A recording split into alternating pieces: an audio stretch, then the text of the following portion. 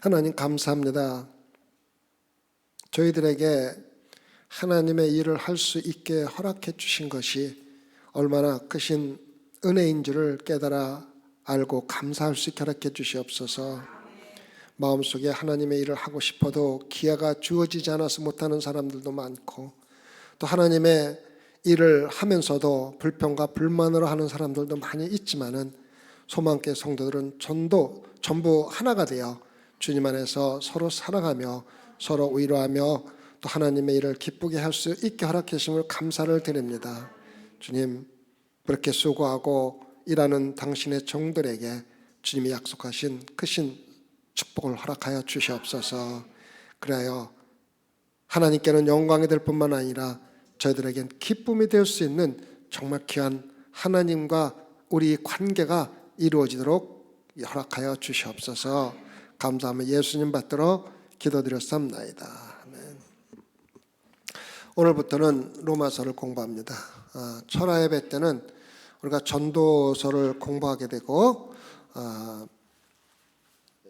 토요일날 새벽 예배 때는 로마서를 공부하게 됩니다. 제가 생각할 적에 전도서가 제 생각에 한 1년 정도 걸려야 될 것 같고, 12장까지 밖에 없지만은 좀 더 우리가 새벽 예배나 철야 예배 오시는 분들은 신앙적으로 성숙한 분이시기 때문에 수박 걷다 읽기식보다는 좀 깊이 공부를 하려고 합니다.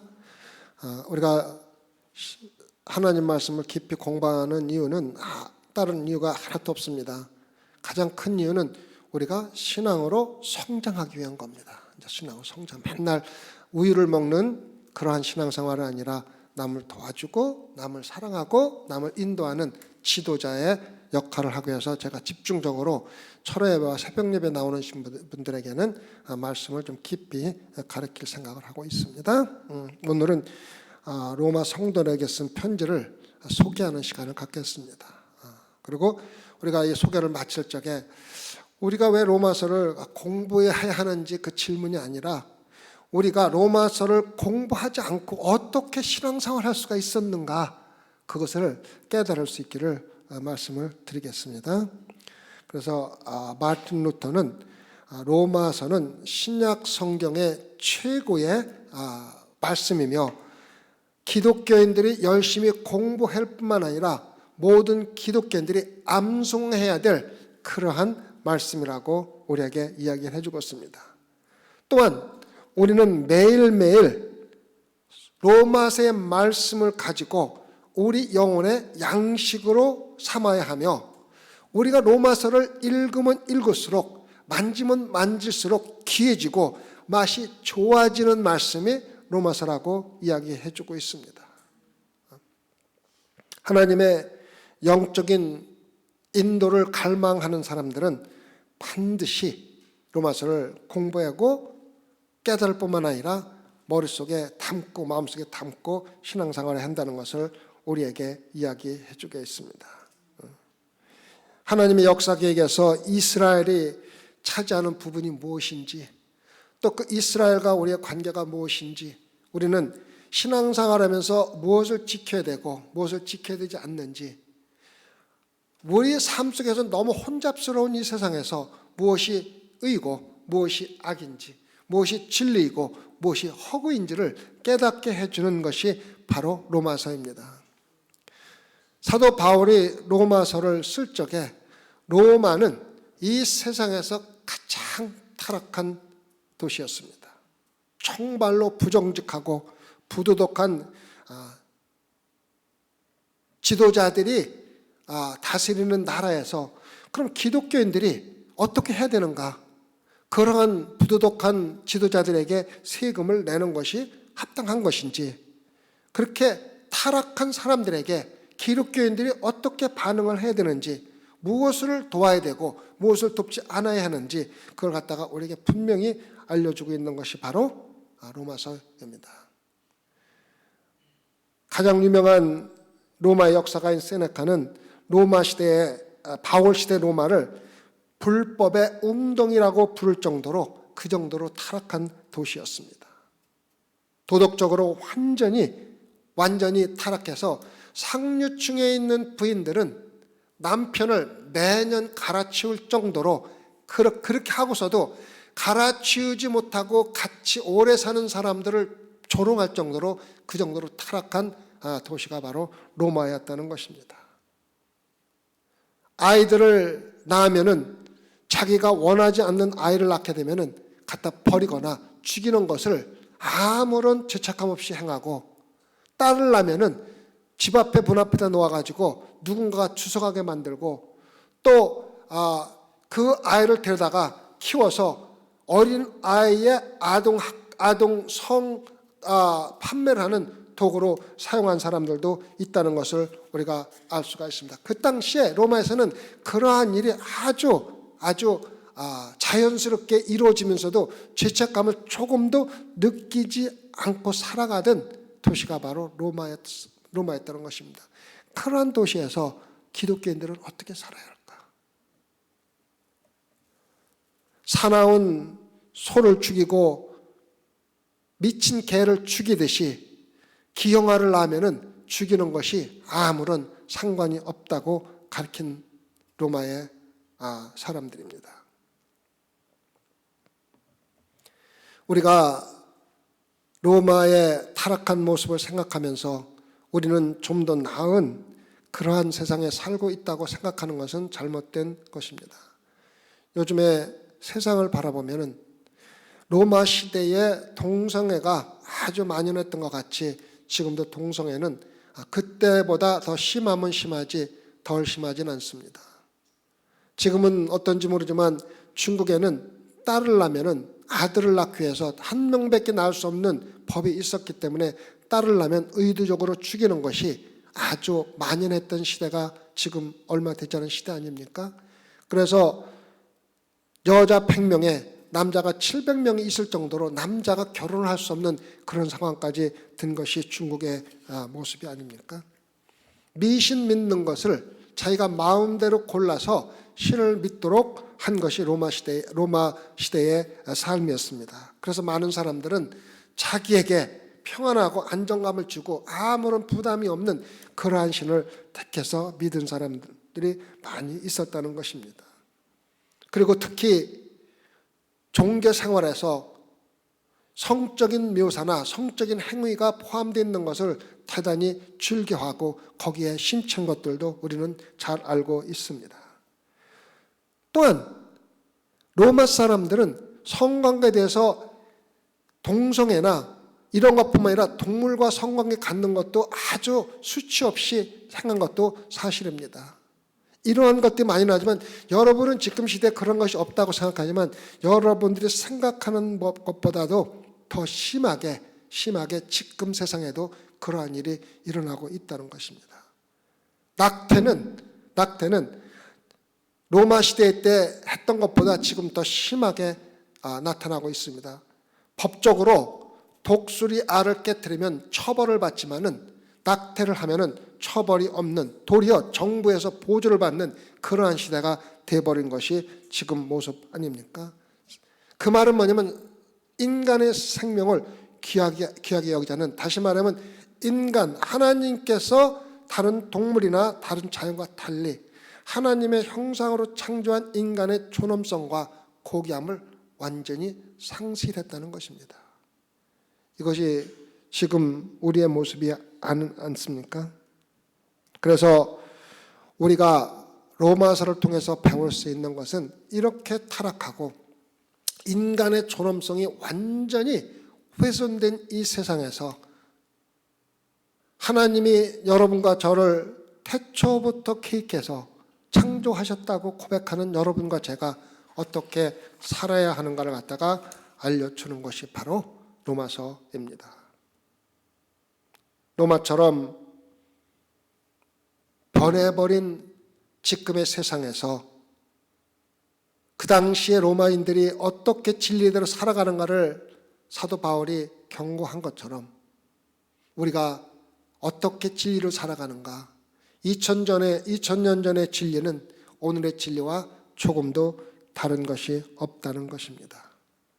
그래서 로마서 1장에서는 사도 바울이 자기가 로마서를 기록할 적에 아직 태에 있을 때에 하나님의 부름을 입은 사람이라고 갈라디아인들에게 보내는 편지에서 기록하고 있습니다. 자기의 사명을 충분히 먼저 이야기를 하고 있고, 자기가 어떻게 예수 그리스도를 만나서 회심했는가가 사도행전 9장 1절에서 9절에 나와 있습니다. 우리가 사도행전은 이미 다 함께 공부했기 때문에 여러분들은 다 알고 있을 것입니다. 그래서 로마서를 보면서 하나님의 창조물 가운데 어떻게 여러분과 저가 인간으로 고귀하고 존엄한 존재인지를 다시 한번 깨닫게 해주는 것입니다. 로마서 1절 1부는 로마서 1장 18절에서 1장 1절에서 17절까지는 로마서의 서론입니다. 누가 썼고 왜 썼으며 서론을 이야기해 준 것이 로마서 1장 1절부터 17절까지입니다. 그래서 제가 오늘 로마서 서론을 이야기하는 거지만 물론 1절에서 17절까지를 이야기하지는 않겠습니다. 그리고 로마서 1장 18절에서 3장 20절에서는 정말로 온 세상이 예수 그리스도를 믿지 않으면 멸망하는가? 거기에 대한 대답을 줍니다. 여러분은 복음을 한 번도 들어보지 않은 사람이 어떻게 됩니까? 그 사람들도 심판을 받습니까? 그 사람들 지옥을 갑니까? 거기에 대한 대답을 주고 있다는 것입니다. 그래서 첫 번째 로마서 1장 18절에서 로마서 3장 20절을 통해서 거기에 대한 답을 여러분이 받아야 됩니다. 그래서 첫 번째 말씀의 가장 중요한 단어는 심판이라는 것입니다. 예수 그리스도를 통해서 구원받지 못한 사람은 반드시 심판을 받는다는 것이 바로 1부에 나오는 말씀입니다. 다음에 2부에서는 로마서 3장 21절에서 8장 39절까지입니다. 하나님이 그렇다면은 어떻게 죄인을 구원하십니까? 어떻게 하나님께서 심판을 피할 수 있는 방법을 주십니까를 우리에게 가르쳐 주는 부분이 두 번째 부분인 로마서 3장 21절에서 8장 39절까지입니다. 그곳에는 구원이라는 단어가 가장 중요한 단어로 사용됩니다. 우리는 인간에게 계시된 하나님의 의를 그 자리에서 발견하는 겁니다. 물론 우리의 의가 아니라 의롭다 하심을 일컬어 주신 하나님의 의를 우리가 발견하게 됩니다. 그 3부에서는 로마서 9장 1절에서 11장 36절까지입니다. 그렇다면은 하나님의 구원 사역에서 이스라엘의 역할은 무엇인가? 이스라엘과 지금 교회와 어떤 관계가 되어 있는가? 이스라엘과 교회는 하나같이 똑같은 것인가? 이스라엘의 교회의 모형인가? 교회는 하나님과 유대인 사회과 똑같은 관계를 가지고 있는 것인가? 세례가 할례와 무슨 관계가 있는가라는 것을 여러분과 저에게 대답해 주는 분이 바로 3부인 로마서 9장 1절에서 11장 36절에 나와 있습니다. 거기에 핵심 단어는 설명을 해주는 단어입니다. 바로 변명을 해주는 모습입니다.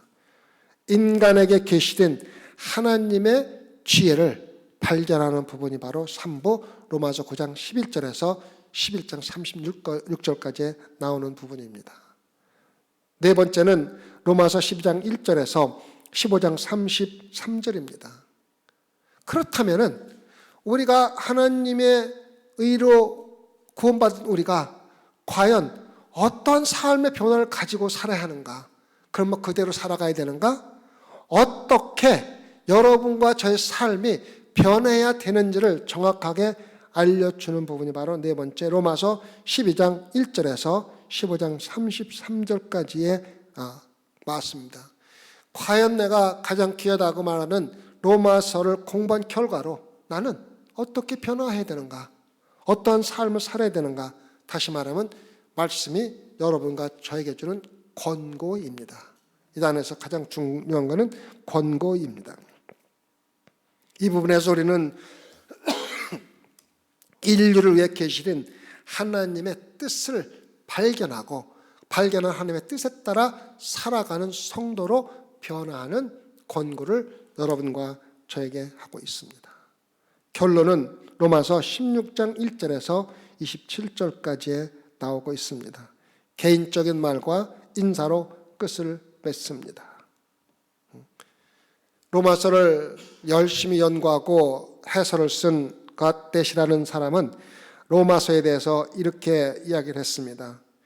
기독교 역사에서 지금까지 일어난 가장 중요한 성령의 운동은 그 원인이 로마서와 연결되지 않은 것이 없습니다. 그래서 로마서를 깨닫지 못하고 앞으로 성령의 가장 큰 성령의 역사는 일어날 수도 없고 일어나지도 않을 것이라는 말한 것이 있습니다. 마틴 루터가 개혁을 한 첫 번째 이유로 로마서를 읽고 의를 깨닫고 나서 시작한 거 아닙니까? 그래서 모든 성령의 역사가 로마서와 연결된 그러한 사람이 성령운동의 시초자가 되었다는 것을 우리에게 이야기해 주고 있습니다. 그래서 로마서에서 이야기하고 있는 하나님의 성령의 결의를 이해하지 못하고 나서는 어떠한 성령의 운동을 이끌 수가 없다고 이야기를 하는 것입니다. 저는 개인적으로 오늘날에는 앞으로는 과거 16세기, 17세기, 18세기에 있었던 것 같은 강한 성령의 역사는 있기가 힘들 것이라는 부정적인 생각을 많이 합니다. 그 이유는 요즘의 교회나 신앙생활을 하는 사람들은 하나님이 성경에 기록되어 있는 그대로 하나님의 존재를 믿지 않고 성경의 권위를 있는 그대로 존중하지 않고 죄에 대한 죄책감이 거의 마음에 전혀 없기 때문에 이러한 상태에서는 절대로 성령의 역사가 일어날 수가 없다는 것을 저는 느끼면서 신앙생활합니다. 부흥은 무엇보다도 하나님의 백성인 여러분과 제가 하나님의 말씀의 진리에 다시 한번 심취되고 복동하지 않는다면 성령의 운동은 일어날 수가 없다는 것입니다. 그렇게 생각한다면 고대시 말씀한 말씀이 맞습니다.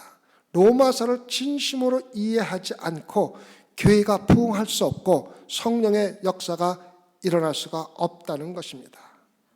여러분과 저에게 진정으로 필요한 것은 로마서의 진리로 돌아가는 것이며 우리는 죄를 가볍게 생각하는 것이 아니라 정말로 죄를 중하게 생각하고 그 말씀에 담겨진 진리를 이해하고 공부할 뿐만 아니라 암기하고 내 마음에 새겨두어서 진리대로 하나님이 성경에 기록된 하나님을 있는 그대로 믿고 성경이 말하는 그대로 그 권위를 존중하고 성경에 기록되는 죄를 그대로 받아들여서 죄를 지으면 영원한 지옥에 간다는 것을 진실되고 심각하게 받아들이지 않는 한은 성령의 역사는 없다는 것입니다.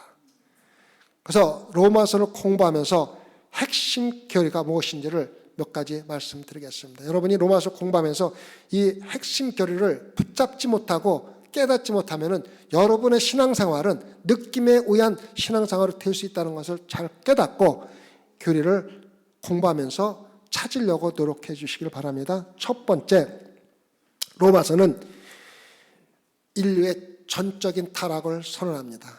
전적인 타락. 다시 말하면 우리는 가볍게 죄를 지은 것이 아니라 완전히 죄를 지었다는 것입니다. 여러분과 제가 죄를 지었기 때문에 죄인이 아니라 근본적으로 죄인이기 때문에 죄를 지을 수밖에 없는 인간이라는 것을 인정하라는 것입니다. 이것이 없으면은 우리는 죄가 얼마나 악한 것인지 왜 죄를 지은 사람들이 지옥에 가야 하는지를 깨달을 수가 없다는 것입니다. 여러분이 대부분이 자녀를 키워본 경력이 있습니다. 저도 적자는 3명을 키웠고 손자들이 3명이나 있습니다. 그들의 행동을 보면은 나쁜 짓은 가르치지 않아도 어떻게 그렇게 어디서 배워서 잘하는지 알 수가 없습니다. 그런데 선한 일은 억지로 가르치고 잔소리를 하지 않으면 선한 일은 단 한 개도 하지 않는 본성을 볼 수가 있지 않습니까? 그것은 인간이 근본적으로 죄를 타고난 죄인이라는 것을 증명해주고 있다는 것입니다. 그래서 다시 한번 말씀드리면 우리가 선하게 살지 못하고 죄를 짓기 때문에 죄인이야, 이것이 아니라 여러분과 저는 근본적으로 아담과 하와가 죄를 짓고 우리 안에서 하나님의 영을 잃어버렸기 때문에 죄인이야. 그래서 죄를 짓지 않고는 살아갈 수 없는 죄인이라는 것을 인정해서 그 죄가 우리의 잘못된 생각에서 오는 거 아니라 근본적으로 예수 그리스도를 통해서 사함받지 못하면 죄인으로 죽을 수밖에 없다는 것을 깨달으라는 것입니다.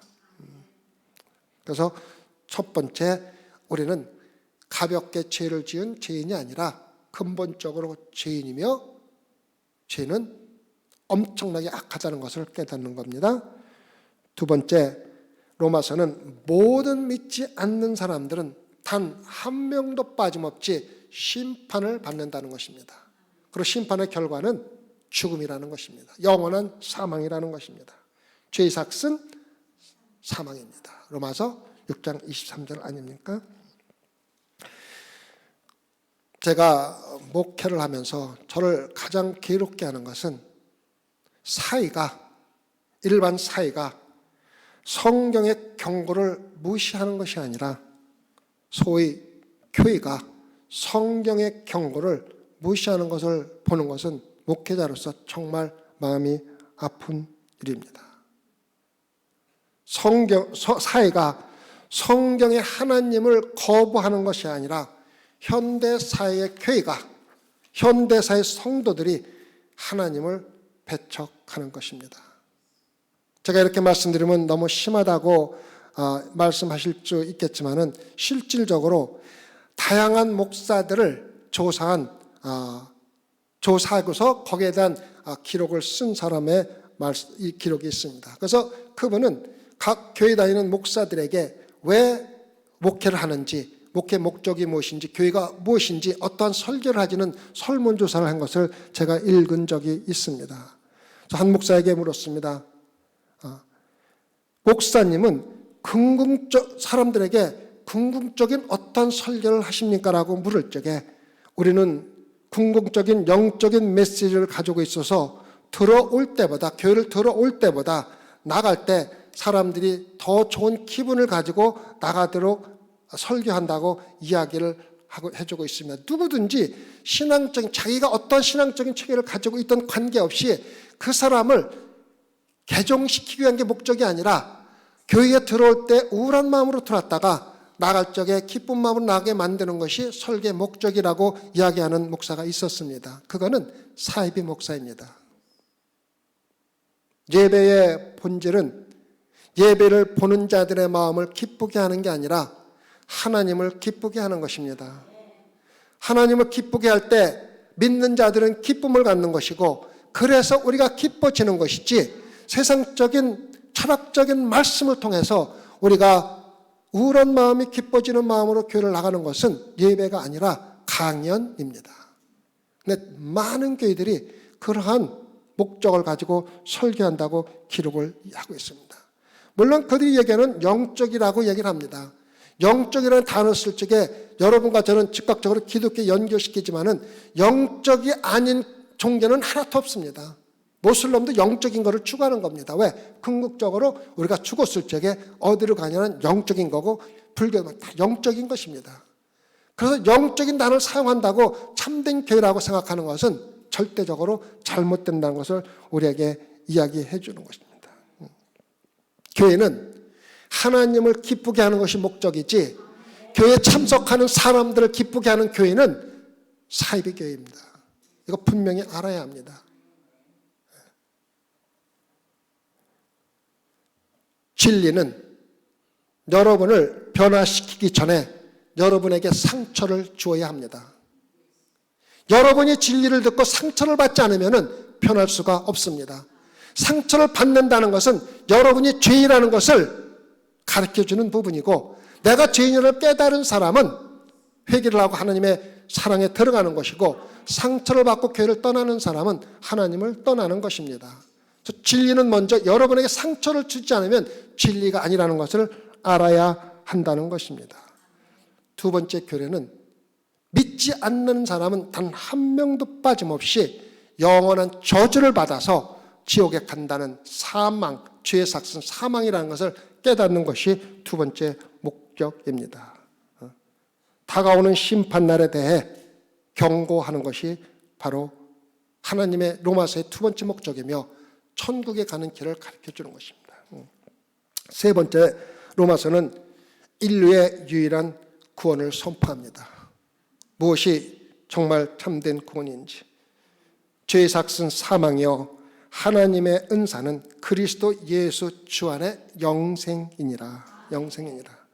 내 입으로 예수 그리스도를 주라고 시인하면은 또 하나님께서 그를 죽은 자 가운데 살리신 것을 내 마음에 믿으면은 구원을 얻으리라 이야기해주고 있습니다. 바울은 구원받은 자의 기쁨을 이야기해주고 있습니다. 아들에 의한 구원과 하나님의 영으로 와서 하나님의 가족으로 전달돼서 하나님의 약속을 통해서 우리의 이어지는 모습을 로마서에서 쭉 설명해주고 있는 것이 세 번째 우리의 목표입니다. 세 번째는 여러분과 저가 어떻게 구원을 받고 유일한 구원이 무엇인지를 깨닫는 게 로마서를 공부하는 세 번째 목적입니다. 마음에 새겨두시고. 네 번째는 로마서는 성도의 거룩한 믿음의 성장을 규정하고 있습니다.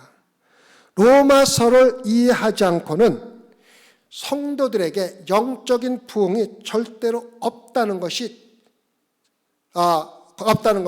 우리에게 다시 한번 이야기해주고 있습니다. 우리가 신앙생활하면서 로마서에 보면 산재물이 되라고 하는데 과연 산재물이 되라는 것이 무엇인지 그 말씀을 듣고 내가 실질적으로 산재물이 돼서 살아가는 것을 우리에게 권고해 주는 겁니다. 마음이 변화된다는 것은 무엇을 의미하는가? 내가 거듭난다는 것이 무엇을 의미하는가?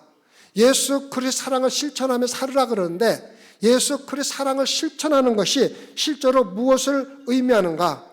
내 자신의 욕망이 무엇이며 내가 어떻게 그것을 절제할 수가 있는가? 로마서를 통해서 여러분과 제가 반드시 깨달아야 할 네 번째 목표입니다. 그래서 로마서를 다 마칠 때쯤 되면은 여러분과 저는 전혀 다른 사람이 되어야 합니다. 그냥 느낌으로 다른 사람이 되는 것이 아니라 말씀을 근거로 해서 참으로 구원받은 거듭난 성도의 모습을 여러분과 저희가 보여주어야 우리가 로마서를 충분히 이해하고 로마서를 깨닫고 마음에 새겼다는 증거가 될 수가 있다는 것입니다. 로마서를 공부하면 나는 정말 거듭난 사람이 되고 싶다. 나는 하나님의 뜻에 따라서 내 꿈을 가지고 싶다. 정말로 영생을 바라보며 살고 싶다. 나는 그리스도인이 된다는 것이 무엇이며 예수 그리스도의 사랑을 실천한다는 것이 무엇인가에 매력돼서 정말로 그 가운데서 기쁨을 가지고 살아가는 성도가 되는 것이 로마서 공부하는 마지막 목표입니다. 더 깨끗하고 거룩한 생각을 하며 살아가고 죄를 철저하게 경배하며 내가 여러 가지 시험을 통해서 더욱 강한 성도가 되는 것이 목적이며 실질적으로 삶에 적용해서 내가 가정에서 가족들에게 어떻게 경건한 모습으로 보여줘야 되는가 그렇게 하고 싶다는 마음이 생기는 것이며 더 뜨겁고 더 열정적으로 예수 그리스도가 지체이신 교회를 사랑하고 섬기는 법을 배우는 것이 로마서를 마친 여러분의 저의 모습이 되어야 한다는 것입니다.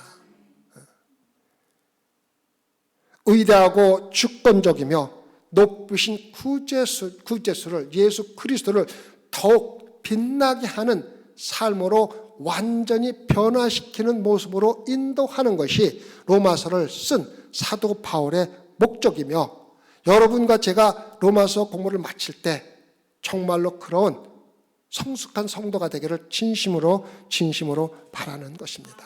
네. 로마서는 사람의 속성에 대한 놀라운 모든 것을 이야기해 주고 있습니다. 그래서 로마서를 통해서 우리가 배워야 될 것은 과연 예수 그리스도가 누구인가? 예수 그리스도가 행하신 일이 무엇인가? 예수 그리스도가 생각하시는 방법이 무엇인가? 예수 그리스도가 계획하신 것은 무엇인가? 예수 그리스도가 구원하는 방법은 무엇인가? 예수 그리스도가 내가 너를 사랑한 것 같이 다른 사람을 사랑하라고 그랬는데 예수님이 사랑하는 방법은 무엇인가?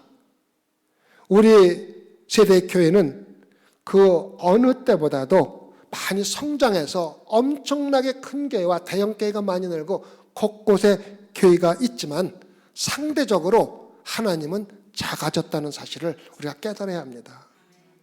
인간의 힘으로 거대한 교회를 만들면서 그 가운데서 하나님은 좁아지고 대형 교회가 생긴 결과의 모든 결과의 크레딧은 목회자가 받는 것이 이 세상의 모습이라는 것입니다. 우리는 그것을 바꿔야 합니다. 교회는 작아지더라도 하나님은 커져야 하고 목회자는 작아지더라 하더라도 예수 그리스도가 커져야 되고 성도들은 작아지더라도 예수 그리스도 사랑이 커져야 하는 것이 바로 우리 교회의 목표라는 것을 깨달아야 합니다. 나는 마틴 루터가 이렇게 고백을 했습니다. 나는 로마서를 공부했는데 마치 낙원의 문이 열리는 것 같았습니다라고 고백했습니다. 여러분과 제가 로마서를 다 마치고 나서 목사님, 내가 정말로 하나님이 나에게 천국의 문을 열어주는 것 같은 낙원을 눈으로 보았습니다라고 고백할 수 있는 소망교회 성도들에게를 진심으로 기도를 하는 바입니다. 기도하십시다. 하나님 아버지, 우리는 오늘 아침 말씀을 통하여 우리가 왜 로마서를 공부해야 되는지, 또 어떻게 공부한 결과가 우리 삶에 영향을 주어야 하는지를 깨닫게 해주심을 감사를 드립니다. 우리가 정말로 순간순간 공부하는 순간을 통해서 말씀을 가볍게 여기지 아니하고 그 가운데서 하나님의 말씀을 깨닫고 또한 그 말씀 가운데서 내가 거듭나서 정말 천국의 문을 바라보았다는 마틴 루터와 같은 똑같은 고백할 수 있는 소망교회 성들로 인도하여 주시옵소서. 감사하며 예수님 받들어 기도드렸사옵나이다.